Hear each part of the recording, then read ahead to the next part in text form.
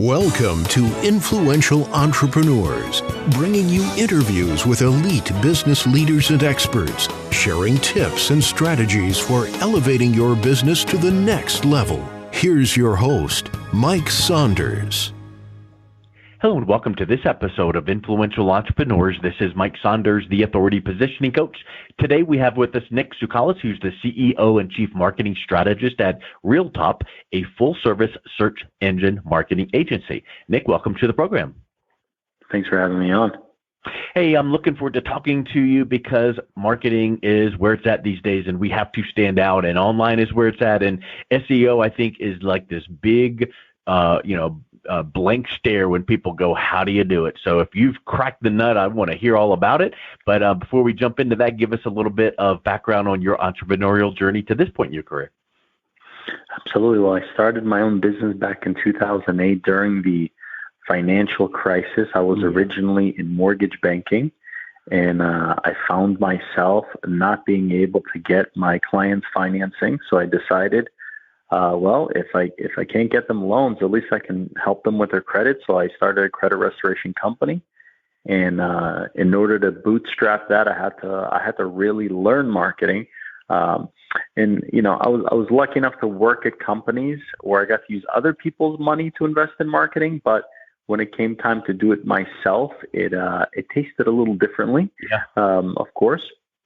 And just growing my own company over the course of more than a decade, I had to learn marketing. I didn't have the money then, or the trust to hire agencies, and or to even keep them. I kind of hired and fired a few here and there, but eventually I just started doing my own marketing.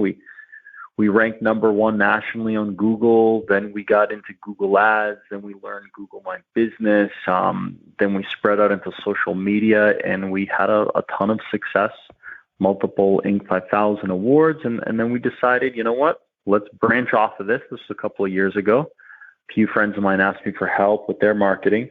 They saw the success we were having, and I started an agency to be able to really bill my friends that needed help with their marketing. And before you know it, I was just doing it full time. We built a team, and here we are a couple of years later, and we're growing, and we're helping business owners. I mean, right now, United States, Canada, as well as the United Kingdom. So you could say we're on a couple of continents so far. Yeah, international.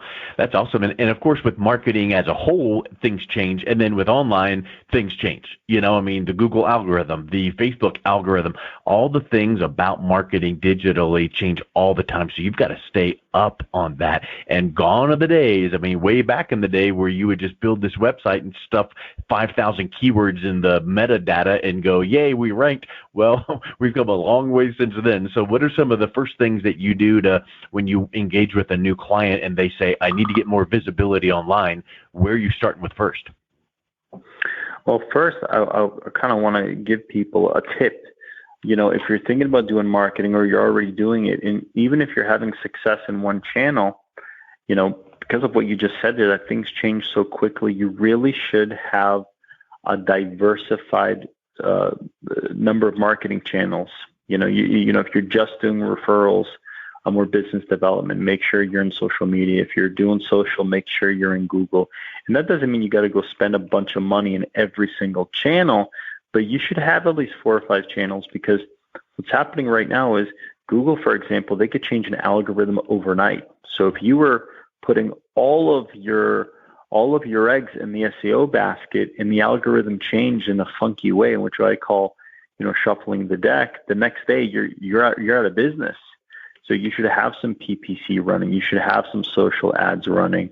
So, that's my big tip before we jump into anything else. And it's really just a way to protect your business from these changes, because now they're overnight now. And a lot of times the changes, there's no announcement. So they just happen, and you wake up the next day and you're on your knees praying. Yeah. But also, one thing that I'll bank off of that too is, don't feel like you're all over the place and having shiny object syndrome when you have a campaign in CPC, one in SEO, one in Facebook, because they all should complement each other, because if you have a good SEO campaign, then that could and should make your CPC campaign work that much better. Is that a good thought as well? That's a fantastic point. And actually I'll flip it. If you're just getting into PPC and you're seeing some success, and, it's still like Pareto's law, like, yeah, the 80-20 rule. It's usually 20% of the keywords are driving 80% of the business, right? Yeah. If you're seeing success with a certain amount of keywords that you're paying for, that should get parlayed into your SEO strategy. Those are the keywords you want to be optimizing for and backlinking for and doing outreach for. And you should absolutely be doing it, because you do have a certain percentage of people that are super motivated that will literally just click the top 4 spots of Google no matter what, without even reading or thinking. But then you have those that are not necessarily less motivated. And actually, I'll word it a little different, but they're a little sharper, a little bit more. They're going to do a little bit more research, and they're going to scroll down the page, and they're going to click on the organic search, or they're going to click on the Google My Business listing and check reviews. So yeah, you want to be doing all 3 of those, and they will absolutely complement each other. And the keyword research alone is massive when you're mastering one or the other. Yeah, because that's like ready, aim, fire. Well, if you don't do your keyword research, it's like fire, fire, fire, aim. Where are you supposed to go if you don't know the right keywords for your desired outcome? And let's layer in another thought here. And I know this is right smack dab on your website, but as you were talking about this, I was thinking of like the horror stories I've heard out there, where some companies go, hey, I'm going to do this big old ad campaign, whatever it is, Facebook or pay-per-click or even SEO. And lo and behold, they've got horrible reviews. And so when people look at their company, it's like, oh, so now you spend all this money on whatever the digital campaign is, and you've got bad online reputation. So again, all of these things play well or critically play well together, and they need to be addressed all at the same time. You can't do only one if the other one is going to be your weakest link. And you see this with the bigger companies as well. They're diversified because they realize the second someone leaves Google, they're on Instagram. Is there an ad there? Yeah. Everything, marketing has to be a holistic approach. And the other thing is, I think it's very important that, and this is more of a kind of a call to action to the marketing agencies listening here. I think it's important as an industry that we properly define what each of these channels is doing. And I see this all the time where, companies will say, hey, let's get you on social. Let's get 100,000 people to see your ad. And they'll say, oh, that'll get the phones ringing. But really what it is really brand awareness. That belongs in its own category. Now, although there will be some leads generated from there, that isn't necessarily the intent. And then, vice versa, they're doing the same thing with SEO, where they're saying, hey, let's start SEO. Let's get your phones to ring. We're going to make it rain. But maybe not disclosing the fact that SEO is more of a long-term strategy. It's more of the marathon, So I think it's important that everything is defined, and it's not one or the other. They all have their place, but they all have their own timeline that's very different. They all have their own, how can I call this? I have these 3 categories, right? So you have your brand awareness, your business development, and your lead generation. So they all fall into a certain category. And as long as those are defined properly, you should take advantage of all those, but you'll know why, and you'll know when to expect a return on those as well. And talk a little bit too about retargeting, because I know that's a really big opportunity that many people miss out on in digital, because they might hit your website from an ad campaign and not take action right that moment. But how do you follow them around wherever else they're going online? I call it. I kind of joke sometimes with retargeting, because it's just so it's so good. Even now with all the Facebook changes, it's still so good. Where, for those listeners that don't know what it's called or what it means is, someone comes to your website, and obviously, you have a cookie installed there, and you can track their IP address. And let's say for some reason they didn't convert into a lead or a phone call or online purchase. You have the ability seconds later, when they leave your website for whatever reason, they lost attention, they didn't like how something was worded, whatever the reason was, they barked and they got exited. distracted. Yeah, exactly. They got a pop up on Instagram from one of their friends. What do? They go to Instagram a minute later, right? A second later. You have the ability to remarket them, and to show them your ads. And then a second later, they go to YouTube, and your ads are there. They go to Gmail, your ads are there, and everywhere you go, your ads are there, and they're constantly reminded. You might have paid $20 for a click at the PPC level, and when they leave, it's gone forever. But you might be able to pay, 10 cents a click to bring them back into the website. So this is one of the most effective ways of making your very expensive Google pay-per-click ads more effective, because there was motivation when they searched and came to your website. There's a reason they Google searched. It wasn't by mistake. It wasn't a disruptive campaign.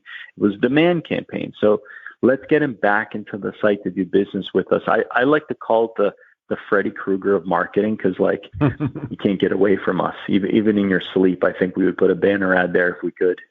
Yep, exactly. Oh yeah, that's a good one. But I think that's exactly right. You've got to stay top of mind. That's common in marketing. You've got to stand out from the competition. So now maybe you can really get creative in your ad copy. You're gonna when you were talking about keywords, can you do some competitive research, see what your competitors are doing in their ad campaigns? I know there are tools out there that would show you, oh, your competitor is so and so. Here's their current ad campaign. And you can go, okay, I see what they're doing here. I'm going to do it this way, or I'm going to, I don't know, depending on your industry, have something like that is like a pattern interrupt, like have your ad upside down and have people go, what? And then they look closer and it's like, oh, here's the, service that you provided, or whatever the case is. But do you get into the creative with your clients as well? I'll tell you, forecasting and keyword research is one of the most important things. And I'll give everybody a quick little value bomb here. There's an amazing tool that we use as an agency that's very popular called SpyFu. You go to spyfu.com. And if you see I won't even use the word competitor. Let's say you're just starting out in Google Ads, and there's a company that you admire. You're like, wow, they're doing it right. And I've heard they invest, $100,000 a month in marketing. How do I be where they are? Well, you can go onto a tool like SpyFu, put in your competitors, the company you admire. You can put in their domain, and this thing has data points, the ads they've been running, the keywords they've been bidding on, the cost per clicks, you name it. How long they've been running ads. And obviously, it's not a perfect tool because it's based on data that's been cached, over the internet over many years. So it's not 100%, but it's a starting point. It's better than flying blind. It's better than flying blind. And then another tool is right inside of Google Ads. Before you launch any campaign, you can go into their forecasting tool, and you can take all those keywords. You can throw them in that forecasting tool, and we like to do this all the time. And it's a little tedious, but once you nail it, it's pretty strong, where we can go in there, we can make some assumptions. How many of those clicks are going to convert as a percentage? Are we willing to bid, maximum bid, our geography, the timeline? Are we going to be committing to a campaign for a year? And we can actually forecast out what we're going to pay per lead, what we're going to pay for online purchase. And then we can build out a financial model before a campaign is launched, obviously with a grain of salt, but we can build out a financial model to see if there's enough business there. Sometimes, you're a small business in a pool of 100 sharks that are spending money endlessly, maybe they have some hedge fund cash or something. And there isn't, there's just barrier of entry is too high, but it's better to know that early on than blowing 10 grand trying to figure it out by running campaigns, just blind. You really need to be a data scientist And if you as a business owner, entrepreneur are not that, and you don't get really excited about diving into the analytics, you need someone like Nick and his company to help you out, because here's the big thing. You know what you know. You need to go out there and do what you do. But man, if you can't do all the numbers and all of that, that's a big opportunity that I feel is wasted. And I think that is something that you guys really bring to the table there, right? Is just kind of being the guide, showing them where they need to be. Yeah, our favorite thing is taking people that are running existing paid campaigns on Google, for example. That I would say is we love living in Google, right? Someone's spending $20, $30, even $100,000 in Google pay-per-click campaigns, and we go in there, we take over these campaigns, and within 30 days, we cut expenses in half. And it's so satisfying. And we see the same, 10 or 20 mistakes every single time. And we go in and make these tweaks. And all of a sudden, the business owner has that much more cash handy. And then, ultimately, it's that 80-20 rule. We find out that the 20% of the campaign that was working really well, guess what? Now we can take that free cash and double down on what was working. Yes. And you have a campaign just take off. And it's like a rocket ship how much more money someone can make. That's a huge opportunity, is when you know what to look for. It's like the old example about the person that takes their car into the mechanic and goes, oh, my engine's knocking really bad. And he looks at it for 10 seconds and takes the hammer and taps it and goes, okay, that'll be $100. He's like, what? He goes, what's that for? He goes, well, $5 for tapping the hammer, $95 for knowing where on the engine to tap it. And it's like you just said, if you know where to look in the campaigns, and from your eyes and perspective and experience, you can look at 5, 10, 15, 20, kind of like the obvious places that typically mistakes are made. And if you can fix that and tweak it, boy, that's just a difference between night and day. All day long. And that's what I tell people. If you're a startup and you're starting from scratch, that's one thing to build out a campaign from scratch.